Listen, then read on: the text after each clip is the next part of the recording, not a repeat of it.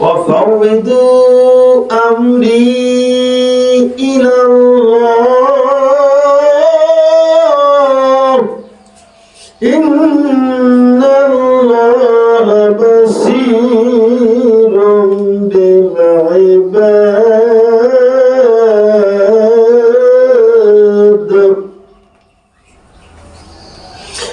যে কথা বলতে চাচ্ছিলাম, একদিন অত্যন্ত সুন্দর একটা ঘটনা।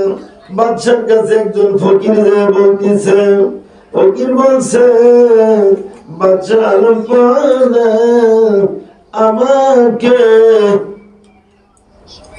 আল্লাহ কিছুই দেয় নাই। বাদশার তো ভারী রাগ হয়ে গেল, বলতেছে শালা কয়টা কিরে, কিছুই দেয় নাই। হ্যাঁ, চরম রাগ হয়ে গেছে, বলতেছে ফকির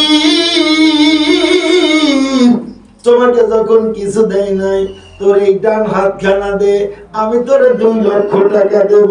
বলতেছে বাদশাহ আলম পাওনা, আমি তোমাকে যদি এই হাতটা দিয়ে দিই, আমি খাওন দেব কি করে? আমি তো খাইতে পারবো না। এবার বলতেছে ও ফকির রে, তাহলে তোর বাম হাতটা দে, তোরে আমি 2 লক্ষ টাকা দেব। বলতেছে ও বাদশা আলম পাওনা, আমি যদি আমার বাম হাতটা দিই, আমি যদি যখন ল্যাট্রিনে যাব, তারপরে শৌচন করবো কি দিয়া? বলতেছে হাতও দিবি না, এ হাতও দিবি না, ও হাতও দিবি না। ভালো কথা, এবার বল তুই যে চক্ষু দিয়া দেখিস, আর তোর 2টা চোখ দে,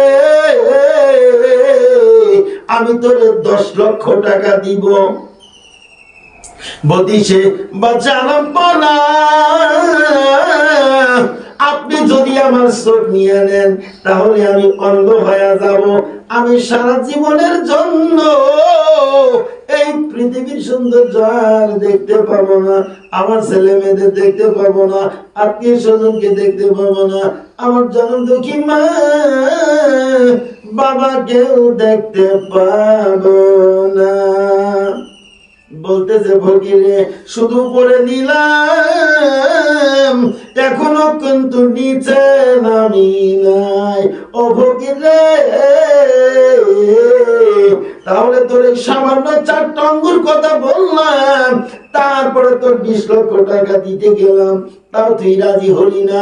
আর কেমনি করে তুই বললি আল্লাহ তোরে কিছুই দেয় নাই? ওরে নিব হারাম। আল্লাহর নিয়ামত পাইয়া যদি শুকরগুজারি করিস, আল্লাহ রাব্বুল আলামিন তোর আর নিয়ামত বাড়ায়া দেবে, বলে সুবহানাল্লাহ। নিয়মিত শুকরি করতে হবে, এই শিক্ষায় বলা আছে।